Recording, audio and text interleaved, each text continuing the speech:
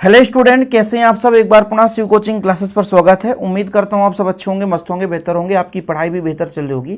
Class 12 physics NCERT में chapter first चल रहा है और आज का जो लेक्चर है वो पार्ट 3 है।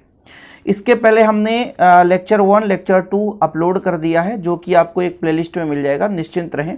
और बच्चों, टेलीग्राम शिव कोचिंग क्लासेस के नाम से है। कुछ बच्चे कहते हैं कि सर टेलीग्राम में कुछ नहीं आता, आप ज्वाइन करिए। इस साल 12th क्लास के लिए, 11th क्लास के लिए प्रॉपर रूप से आपको स्टडी मटेरियल वहाँ पर मिलता रहेगा। तो चलिए शुरू करते हैं। आज हम चर्चा करेंगे वैद्युत आवेश के मूलभूत गुण। कौन कौन से मूल गुण हैं? तो 3 गुण हम पढ़ेंगे आज। आवेश का संरक्षण, आवेश का क्वांटमीकरण और आवेशों की योज्यता। एकदम शॉर्ट फॉर्म में और एकदम डीप में पढ़ेंगे, बिल्कुल निश्चिंत रहें, आपको पूरा चीज क्लियर हो जाएगा। तो चलिए शुरू करते हैं। आवेश का संरक्षण। संरक्षण का नियम सबको पता है। सबसे बेहतर रूप से ऊर्जा संरक्षण का नियम आप लोगों ने 11th क्लास में फिजिक्स में भी और केमिस्ट्री में भी पढ़ा है। ऊर्जा संरक्षण का नियम आपने पढ़ा है। ऊर्जा को ना तो नष्ट कर सकते हैं और ना ही उत्पन्न कर सकते हैं, ये केवल एक रूप से दूसरे रूप में बदल जाता है। ऐसे ही ऊर्जा संरक्षण का नियम जिस प्रकार से है, तो आपका आवेश संरक्षण का नियम बिल्कुल 2 कॉपी फॉलो करता है। एक चीज और मैं कहना चाहूंगा, पिछले लेक्चर में मैंने धोखे से एक अपोजिट चीज बोल दिया था। बोला यह था कि समान आवेशों में, ये इसके लिए मैं माफी चाहता हूं और इस वीडियो में थोड़ा सा मैं आपको क्लियर कर देना चाहता हूं। वैसे तो मैं आपसे कह दूं कि समान आवेश हैं तो उनके बीच क्या होता है बच्चों? प्रतिकर्षण होता है। इसी को मैंने उल्टा बोल दिया था, इसके लिए मैं माफी चाहता हूं, क्षमा प्रार्थी हूं। विपरीत आवेश में क्या होता है? आकर्षण होता है। विपरीत आवेश में आकर्षण होता है। तो ये मैं पिछले लेक्चर की बात कर रहा हूं। पिछले लेक्चर में मैंने इसका उल्टा कह दिया था। भाई समान आवेश में प्रतिकर्षण, दूर भागने की कोशिश करते हैं। जब विपरीत आवेश होता है तो आकर्षण यानी पास पास आने की कोशिश करते हैं। ये पिछला लेक्चर है जिसे आप लोगों को जानना और समझना जरूरी है। अब हम बात कर रहे थे आवेश संरक्षण की। तो आवेश ना तो नष्ट होता है ना तो उत्पन्न होता है, ये चीज है। अर्थात आवेश किसी एक पदार्थ से दूसरे पदार्थ में ट्रांसफर तो हो सकता है, लेकिन ये कभी नष्ट नहीं होता है। यानी जैसे मान लीजिए 5 इलेक्ट्रॉन किसी दूसरे पदार्थ पर चले गए हैं, तो 5 इलेक्ट्रॉन जिस पर गए उस पर ऋणावेश आएगा और जिसने दिया उस पर धनावेश आएगा। ये कभी नष्ट नहीं होता है। अर्थात ना तो उत्पन्न होता है और ना ही ये कहीं ना कहीं समाप्त होता है, नष्ट होता है। ठीक है, केवल इलेक्ट्रॉनों के ट्रांसफर से आवेश का निर्माण होता है, ये चीज है। तो वही चीज यहां पर दूसरे शब्दों में परिभाषित किया गया है कि किसी विलगित अथवा पृथक्कृत निकाय का कुल आवेश संरक्षित रहता है। विलगित या पृथक्कृत निकाय क्या कहलाता है कि जैसे मान लीजिए कोई भी हमारे पास पदार्थ है, तो इसके मान लीजिए कोई इलेक्ट्रॉन बाहर ना जा सके, यानी ब्रह्मांड में किसी अन्य के साथ ऐसे स्वतंत्र में ये ना जा सके, तो फिर ये हमारा विलगित निकाय है, जब तक कि हम किसी अन्य पदार्थ के साथ इसका कुछ न कुछ प्रक्रिया ना कराएं बच्चों। तो ये हमारा विलगित निकाय कहलाता है। कहने का मतलब एक ऐसा पदार्थ जहां से उसका इलेक्ट्रॉन ब्रह्मांड में ना जा सके, अपने आप में ही वो स्वतंत्र रहे, तो आपका विलगित निकाय कहलाता है। जैसे मैं मान के चलता हूं कि मेरे पास एक कैंची है, ये कैंची एक धातु है, इसके इलेक्ट्रॉन ब्रह्मांड में नहीं जाते हैं जब तक कि इसको गर्म नहीं करेंगे, तो इलेक्ट्रॉन का उत्सर्जन होगा, लेकिन ये भी विलगित है।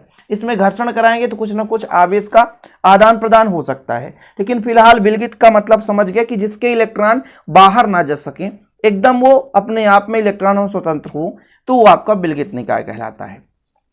तो किसी विलगित अथवा पृथक्कृत निकाय का कुल आवेश संरक्षित रहता है। संरक्षित का मतलब यह है कि किसी भी पदार्थ में जितने धनायन है उतने ही ऋणायन होंगे। एक चीज मैं आपको क्लियर कर देना चाहता हूं, पिछले लेक्चर में भी आपसे मैंने चर्चा किया था कि कोई भी जो पदार्थ होता है बच्चों, वो किससे मिलकर बना होता है? पदार्थ, आपका जो पदार्थ होता है वो आपके अणु से मिलकर बना होता है, और अणु जो है बच्चों वो परमाणु से मिलकर बना होता है। और परमाणु में आप देखते हैं कि एक नाभिक होता है जहां प्रोटॉन और न्यूट्रॉन होते हैं, और इसके चारों ओर जो कक्षा होता है भैया, कक्षा होता है, यहां पर आपके इलेक्ट्रॉन पाए जाते हैं। ये जो कक्षा है आपका, इनमें इलेक्ट्रॉन पाए जाते हैं, और इलेक्ट्रॉन जितने इलेक्ट्रॉन होते हैं कक्षाओं में, उतने ही नाभिक में प्रोटॉन होते हैं। इलेक्ट्रॉन और प्रोटॉन की संख्या बराबर होती है बच्चों, और जितने इलेक्ट्रॉन उतने प्रोटॉन, मतलब इलेक्ट्रॉन पर ऋण चार्ज और प्रोटॉन पर धन चार्ज, इसलिए ये आपका परमाणु उदासीन कहलाता है। क्या कहलाता है? उदासीन।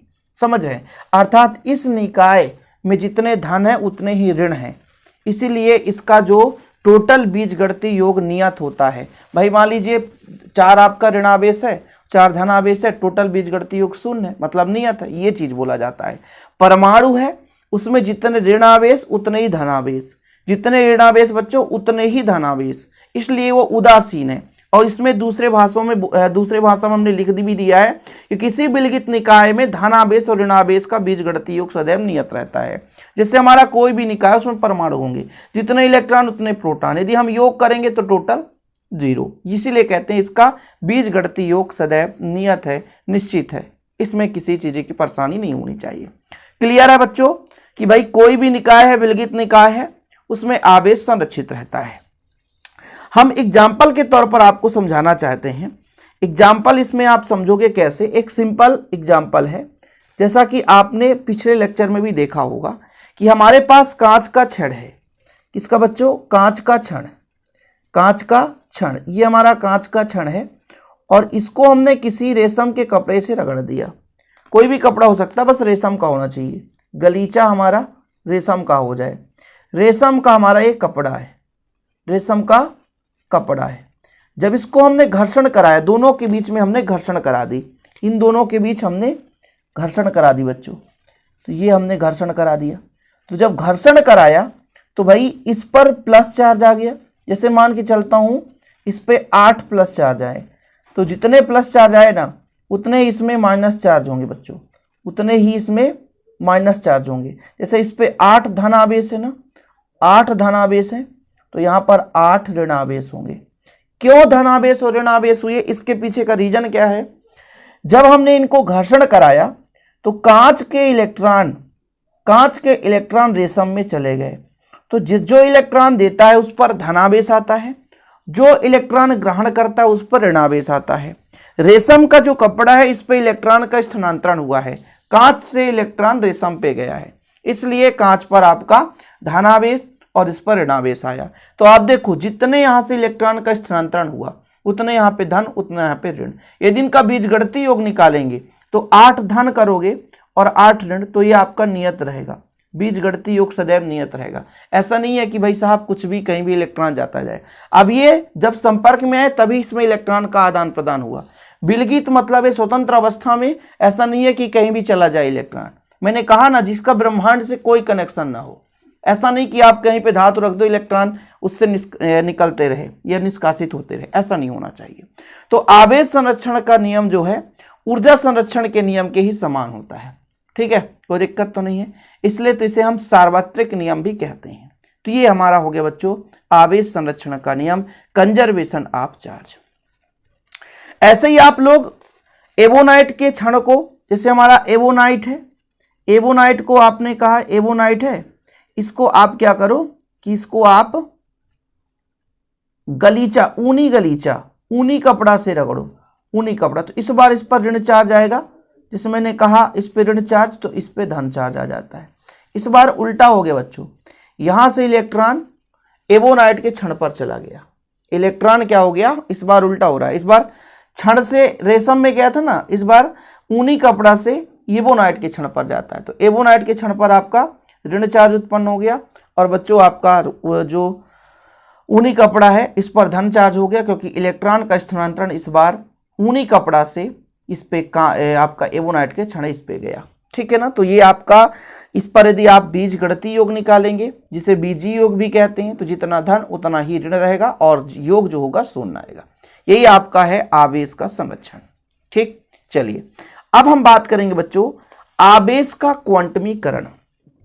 तो चलिए देख लेते हैं आवेश का क्वांटमीकरण, क्वांटाइजेशन ऑफ चार्ज। आवेश का क्वांटमीकरण, क्वांटाइजेशन ऑफ चार्ज, इसका शाब्दिक अर्थ क्या है उस चीज को आपको समझना है। जैसे मान लीजिए कोई भी टॉपिक आप पढ़ रहे होते हैं, आप आवेश का क्वांटमीकरण पढ़ रहे हैं, तो इसका एक्चुअल में क्या है, एक लाइन में इसको हम कैसे याद रखेंगे, वो चीज हम आपको बताने वाले हैं, बिल्कुल निश्चिंत रहें। सबसे पहले आप देखो, सभी मुक्त आवेश परिमाण में आवेश की मूल इकाई ई के पूर्ण गुणज में होते हैं। कुछ समझ में नहीं आया, वाकई में नहीं आएगा। किसी आवेशित पदार्थ पर आवेश का परिमाण मूल आवेश E के परिमाण के पूर्ण गुणज में होता है। यह भी समझ में नहीं आया, ठीक है। क्वेश्चन कैसे बनता है 2 अंक में, आवेश का क्वांटमीकरण क्या है समझाइए, फिर आपको यही चीज लिखना है। अब इसका फैक्ट वाला चीज समझो। देखो, यह कहा गया कि भाई साहब मैंने कहा ये कांच के छड़ में, ये मेरा कांच का छड़ है, इसको मैंने रेशम के कपड़े से रगड़ा तो इसमें जो है 8 धनावेश आ गए और इसमें ऋण आवेश आ गए, ठीक है। ऋण आवेश मतलब इलेक्ट्रॉन का ट्रांसफर हुआ, तब इसमें कितने इलेक्ट्रॉन का ट्रांसफर हो गया है, टोटल 8 इलेक्ट्रॉन का ट्रांसफर हो गया। मतलब इलेक्ट्रॉन कांच से किसमें चले गए, रेशम के कपड़े में। अब बच्चों जब इलेक्ट्रॉन जाएगा तो 1 इलेक्ट्रॉन जाएगा, 2 इलेक्ट्रॉन जाएगा, 3 इलेक्ट्रॉन जाएगा, 4 इलेक्ट्रॉन जाएगा, 5 इलेक्ट्रॉन जाएगा। हमेशा जो इलेक्ट्रॉन जाता है वो पूर्णांक के रूप में ही होता है, ठीक है। कभी ऐसा नहीं कर सकते कि 1.5 इलेक्ट्रॉन चला गया, 5.5 इलेक्ट्रॉन चला गया, 6.5 इलेक्ट्रॉन चला गया, ऐसा नहीं कह सकते। आप यही कहोगे कि इसमें से 8 इलेक्ट्रॉन चले गए, इसी कारण से इसमें आपके 8 धनावेश हैं। तो क्वांटाइजेशन में यह कहा गया कि जितने आपके इलेक्ट्रॉन गए उसका टोटल परिमाण जो है वो 8 गुणे 1 इलेक्ट्रॉन के परिमाण के बराबर। कुछ समझ में आया? मतलब टोटल जो चार्ज है, इसका जो चार्ज है जिसे 8 आवेश है, 8 आवेश का कुल परिमाण मतलब कुल मान 1 इलेक्ट्रॉन के पूर्ण गुणज के बराबर है। मतलब ये आपके पास पूर्णांक है, ठीक है, और ये पूर्णांक के ही रूप में होता है। तो इसका टोटल जो परिमाण है, टोटल जो है परिमाण है मूल आवेश E के परिमाण के पूर्ण गुणज में होता है। गुणज का मतलब आपका 1, 2, 3 भी हो सकता है, 4 भी हो सकता है, 5 भी हो सकता है, प्लस के साथ साथ माइनस भी हो सकता है, -1, -2, -3। ये चीज है बच्चों। कुछ समझ में आया कि भाई साहब हमने कहा कि यहां से जो इलेक्ट्रॉन का स्थानांतरण हुआ, इसी कारण से इलेक्ट्रॉन का ही परिमाण है। 8 इलेक्ट्रॉन का स्थानांतरण हुआ तो 1 इलेक्ट्रॉन के मान में हम 8 का गुणा करेंगे तो टोटल आवेश का परिमाण निकल कर आ जाएगा। इसीलिए कहते हैं कि मूल आवेश के पूर्ण गुणज के बराबर होता है टोटल आवेश का परिमाण। कितना शाब्दिक अर्थ में समझ में आ गया ना? मतलब Q बराबर Ne क्यों लिखा जाता है भैया? क्योंकि इसमें जितने भी आवेश उत्पन्न हुए हैं वो इलेक्ट्रॉन के ट्रांसफर से ही उत्पन्न हुए हैं। किसी भी पदार्थ पर धना चार्ज आता है या ऋण चार्ज आता है, वो इलेक्ट्रॉन के ट्रांसफर होने से ही आता है, इलेक्ट्रॉन के स्थानांतरण से ही होता है। यदि 8 इलेक्ट्रॉन स्थानांतरित हुए हैं तो भैया 8 धनावेश या 8 ऋणावेश उत्पन्न होगा। तो टोटल जो आवेश होगा वो 1 इलेक्ट्रॉन के पूर्ण गुणज के रूप में होगा। इसलिए तो बोला गया सभी मुक्त आवेश परिमाण में आवेश की मूल इकाई E के पूर्ण गुणज में होता है। परिमाण की बात की जा रही है कि टोटल जो परिमाण है वो मूल आवेश E के परिमाण के पूर्ण गुणज में होता है। यही आवेश का क्वांटमीकरण कि कोई भी पदार्थ है उसमें जितने भी चार्ज पैदा हुए उसका जो टोटल परिमाण है वो 1 इलेक्ट्रॉन के चार्ज के मल्टीपल है, पूर्ण गुणज के रूप में है। भाई जितने भी हमारे पास चार्ज आए हैं, जितने भी चार्ज आए हैं वो इलेक्ट्रॉन के स्थानांतरण से हुई है। जैसे 10 चार्ज आ गए तो 10 इलेक्ट्रॉन स्थानांतरित हुए तो 10 का गुणा हम 1 इलेक्ट्रॉन से कर सकते हैं। चीजें क्लियर है? अब यदि हम आपसे कह दें कि यदि किसी पदार्थ पर क्वेश्चन आ गया तो आपको लिखना भी तो पड़ेगा ना। यदि किसी पदार्थ पर आवेश का परिमाण Q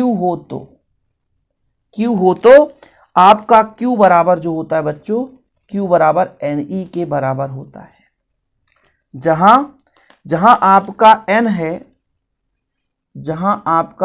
है +-1 +-2 +-3 +-4 एटसेट्रा।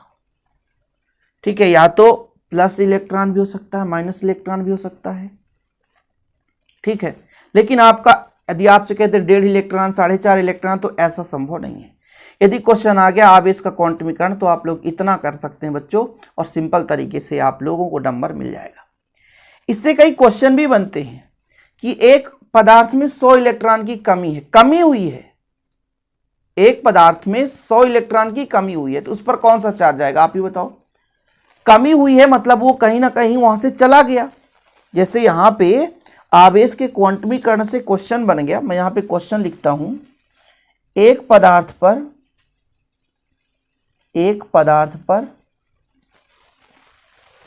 100 इलेक्ट्रॉन की कमी है, 100 इलेक्ट्रॉन की कमी है, एक पदार्थ पर 100 इलेक्ट्रॉन की कमी है, तो आवेश की मात्रा तथा प्रकार, आवेश की मात्रा तथा प्रकार, बिल्कुल निश्चिंत रहें, आपको समझ में आएगा, मजा भी आएगा। हम इसका हल करते हैं, देखिएगा हल कैसे करेंगे। दिया है n बराबर आपके पास 100, एक इलेक्ट्रॉन पर आवेश कितना होता है 1.6 × 10⁻⁻19 कूलाम। ठीक है, तो Q बराबर कितना होता है बच्चों Ne, मतलब 100 हमारे पास इलेक्ट्रॉन की कमी है और एक इलेक्ट्रॉन पर 1.6 × 10⁻⁻19। यदि टोटल निकालें, 2 जीरो और घटा दो, 1.6 × 10⁻17 कूलाम, ये आ गया आंसर। अब इसमें बोला है प्रकार भी बताओ, तो भैया चूंकि इलेक्ट्रॉन की कमी है, इलेक्ट्रॉन की कमी होने से उस पर प्लस चार्ज आता है। भाई किसी को इलेक्ट्रॉन दिया गया है ना, तो उस पर धन आवेश है। इलेक्ट्रॉन की कमी है,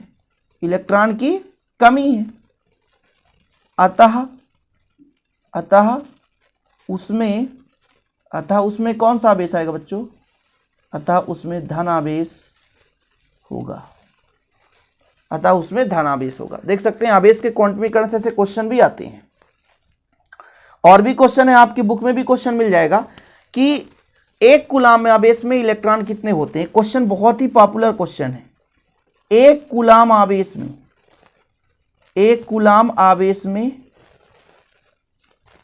में कितने इलेक्ट्रॉन होते हैं बच्चों, कितने इलेक्ट्रॉन होते हैं।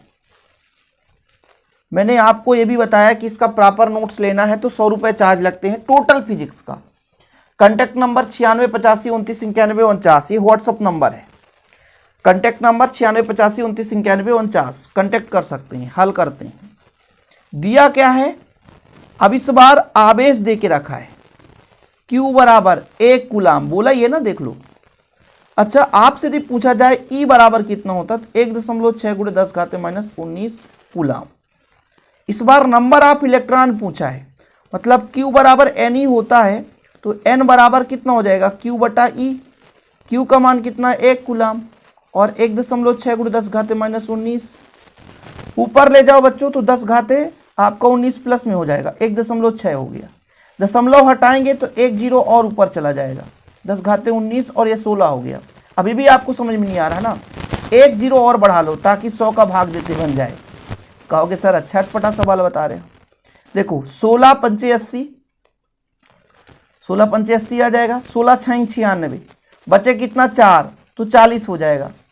16 दूना 32, फिर 8 बचेगा तो 80 हो जाएगा, तो पंचे से जाएगा। 10 घाते आपका एक और कम हुआ था तो 18। ये लो भाई, एक कूलाम आवेश में कितने इलेक्ट्रॉन होते हैं, ऐसे क्वेश्चन पूछा जाता है, लोगों से बनता नहीं।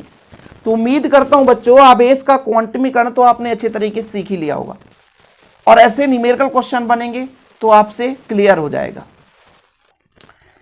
क्या किसी पदार्थ में 6.0 × 10⁻⁻18 कूलाम आवेश हो सकता है। इस प्रश्न को भी सॉल्व करो, आप लोग सॉल्व करो। क्या इतना आवेश हो सकता है। मैं मान के चलता हूं भाई कि ये आपके पास तो दिए ही है, यदि इतना होगा तो n का मान पूर्णांक आना चाहिए बस। यदि पूर्णांक आ गया तो समझ लो इतना आवेश हो सकता है। Q बराबर आपके पास 6.0 × 10⁻⁻18 कूलाम है, ये दे के रखा है। ई का मान बच्चों 1.6 गुणे 10 घाते माइनस 19 कूलम, ये भी आपको पता है। ठीक, तो आपके पास Q बराबर फार्मूला होता है NE, तो यदि मैं आपसे कह दूं N बराबर तो Q बटा E, तो आपका N बराबर Q का मान कितना बच्चों, Q का मान है 6.0 गुणे 10 घाते माइनस 18 और इस 1.6 गुणे 10 घाते माइनस 19। सॉल्व करेंगे, ये दशमलव हटाएंगे, जीरो ऊपर लग जाएगा, इन्हीं दशमलव गायब कर दो और कुछ नहीं, और ये आपका 10 घाते माइनस 18 है और ये 10 घाते आपका हो जाएगा 19, प्लस में हो जाएगा। सॉल्व करो ना यार, सॉल्व करो। 16 3 48, ठीक है, फिर आपका 12 जाएगा, 16 7 112, फिर 5 से जाएगा, दशमलव यहाँ लगा देंगे, गुणे 10 हो जाएगा और कुल मिलाकर के 37.5 आया। ये पूर्णांक होना चाहिए, ये पूर्णांक नहीं है, पूर्णांक नहीं है। जब पूर्णांक नहीं है तो आपका, चूंकि n पूर्णांक नहीं है, चूंकि n पूर्णांक नहीं है, अतः किसी पदार्थ पर इसका मान संभव नहीं है। अतः किसी पदार्थ पर यह आवेश संभव नहीं है, यह आवेश संभव नहीं है। ओके बच्चों, क्लियर हो गया। तो इसके बाद हमारा जो तीसरा प्रॉपर्टी शुरू होने वाले है भैया, आवेशों की योज्यता। ठीक है, क्या शुरू होने वाला है, आवेशों की योज्यता। तो आप लोग आवेश का क्वांटमीकरण तो सीख ही लिए होंगे। आवेशों की योज्यता का मीनिंग क्या होता है, एडिक्टिविटी ऑफ चार्ज, क्योंकि भैया इंग्लिश भी बहुत जरूरी है।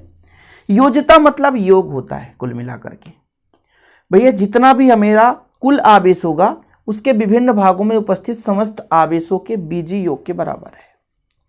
कहने का मतलब हमारा एक निकाय है कुछ इस प्रकार से, और उसके भिन्न भिन्न बिंदुओं पर आवेश भिन्न भिन्न है। जैसे Q1 है, यहाँ पे Q2 है, यहाँ पे Q3 है, यहाँ पे Q4 है, यहाँ पे Q5 है, यहाँ पे Q6 है।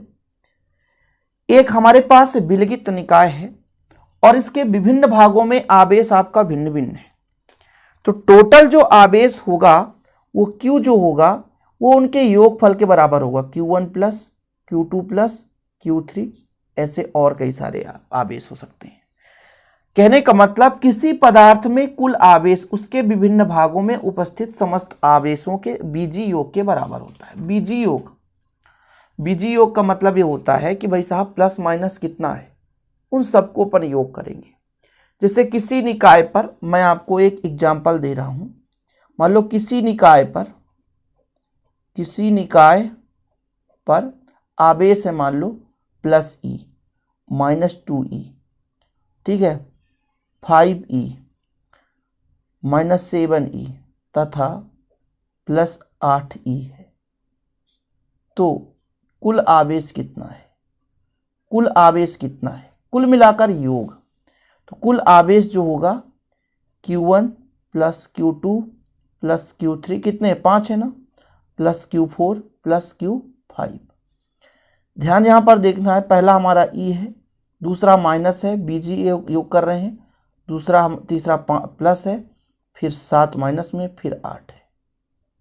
कुल मिलाकर के 5 1 6, 8 6 14 है, 14E और माइनस 7 2 9E, कुल मिला कितना आ गया, प्लस 5E, ये आंसर आ गया।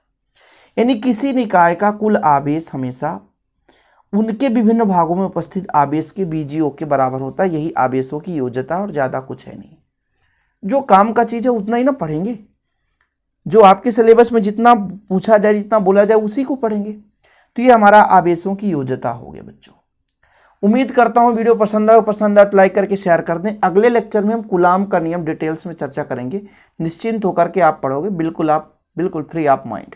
ओके, आज के लिए इतना ही। फिलहाल वीडियो पसंद आए तो लाइक करके शेयर कर दें। चैनल पर नए, चैनल को सब्सक्राइब कर लें, बेल आइकन प्रेस कर लें। और नोट्स लेना है तो कॉन्टैक्ट नंबर मैंने बता ही दिया, 96 85 29 91 49 कॉन्टैक्ट नंबर है। इसमें आप व्हाट्सअप करें, और यदि नोट्स प्रॉपर रूप से लेना है तो बिल्कुल ले सकते हैं। ओनली 100 रुपीज चार्ज है। ओके, जय हिंद, वंदे मातरम।